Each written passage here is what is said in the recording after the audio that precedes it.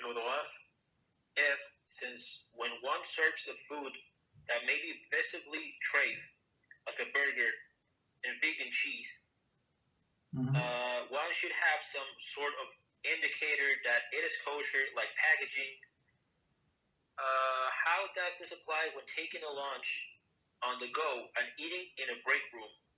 Should we be careful to show others around us that we are not eating treif?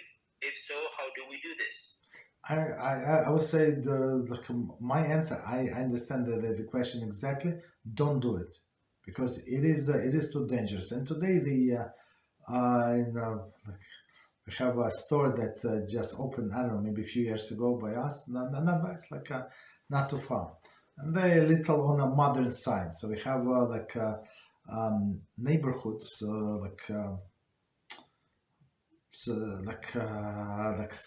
spill over, right? Spill over. So meaning the Jews, Baruch Hashem, the neighbors growing up, and they move to different directions, spread out, right? Spread out because Baruch Hashem, people buy houses, they move to, they build yeshivas, Baruch Hashem, right?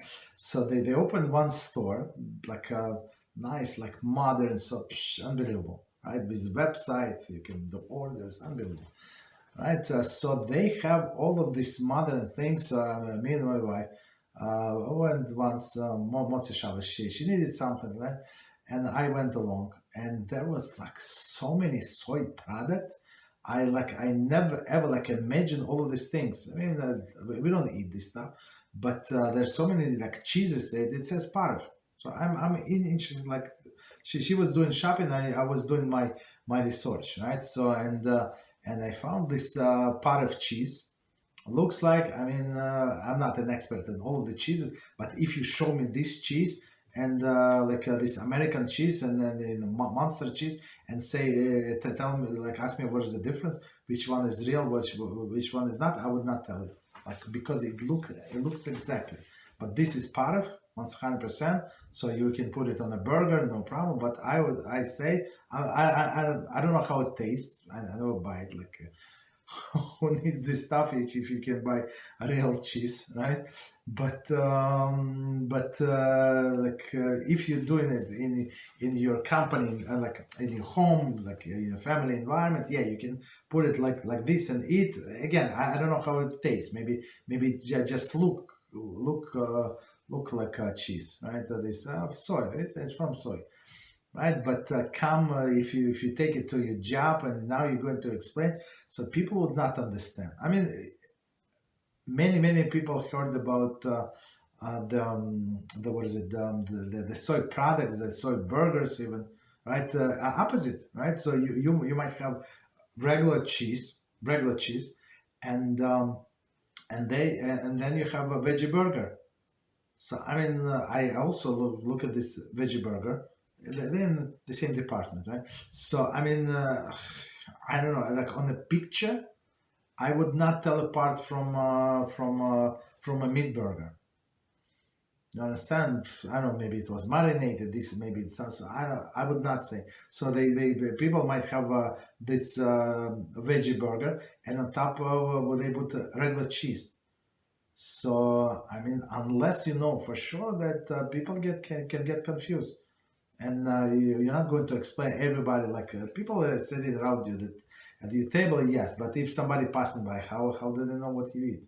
So I would say don't eat it outside, and of course they have the shrimps, huge shrimps, artificial, and although I'm not sure it's not from soy, it's it's from some fish. I don't know what fish, that doesn't matter. They cost a fortune, these things.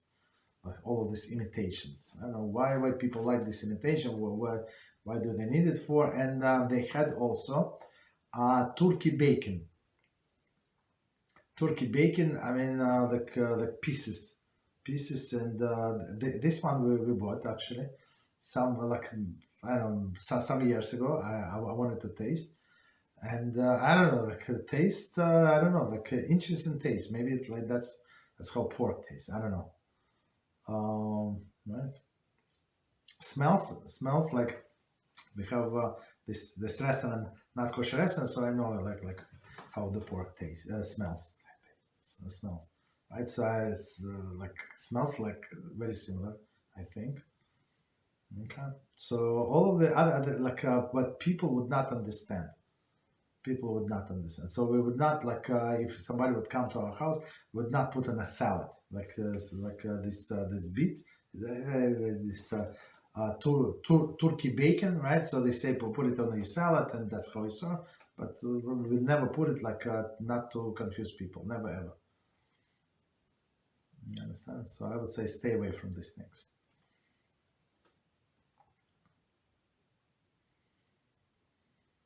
Thank you, Rabbi.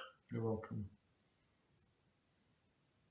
So would it be okay, I guess, to do this like in private, like a home? Yes, yeah, like around your company. So it says in Shulchan Aruch they say that that you're allowed to drink fish blood, right? If somebody have a craving for a fish blood, for me it's like right, disgusting. But for example, I don't know, maybe some different fish. I don't know what fish.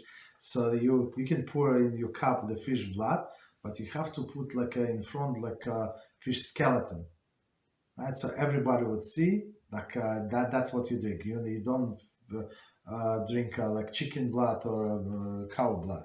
This is fish blood. Like it's very visible skeleton. In the olden days, before we had part of creamers, right? Okay, creamer that you put to coffee, and it's part of. Right. So in olden days, when they just came out, maybe 20 years ago or so, 30, 40 years ago, right? 80s, I think. Only then, not before. So people, for example, they had a dinner, right, or lunch, wherever in a restaurant, right, and they order coffee and there is a pot of creamer. So it was actually required to put a container next to your cup, right, and it says what says pot. So that's because look, you just finish a meat meal and you drink a coffee with a tea with a cream. So we're white, right? Of course. So not to confuse anybody. So people would put this box from creamer. So it says parv. So everybody will understand it's not real milk. Understand? But today it's obvious, like it's easily accessible. In this store, they have so many creamers. It's like I don't know, from people going crazy with all the foods, with all the taste, all of the wines. I get this advertisement they send out home, like kosherwines.com or something. I don't know whatever. So and they're like they have pictures like Jewish wine tasting. That's what Jews are for. It's not for non-Jews tasting wine contest. Like I don't know. That's people going crazy. Right. Okay. What else? Yeah, you're welcome. So I'm reading this clarification from our friend, and there seems to be a misunderstanding in regard to a few questions here. So the part that it says, what if the workforce is predominantly Jewish, was in regards to the question of the Treif thing, of the burger and the vegan cheese. Oh, okay.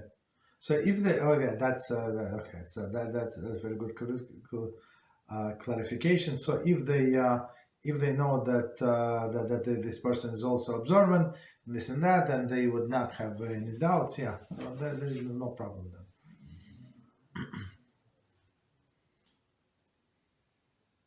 But I would say it would be still proper to explain to others who did not observe or do not know. So again, me personally, I never tried this soy stuff. Never ever.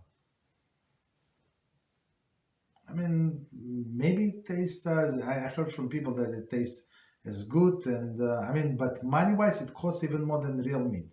So if we can get the real meat, why would we need these artificial things? Like, and this cheese costs double price of regular cheese. Why would I pay for something artificial if I get? I mean, if a person is sick, has some I don't know some issues, yeah, and they want this burger, I understand that, or this cheese.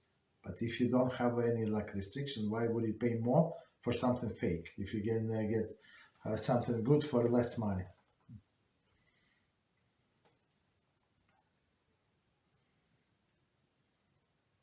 Thank you, Rabbi. You're welcome.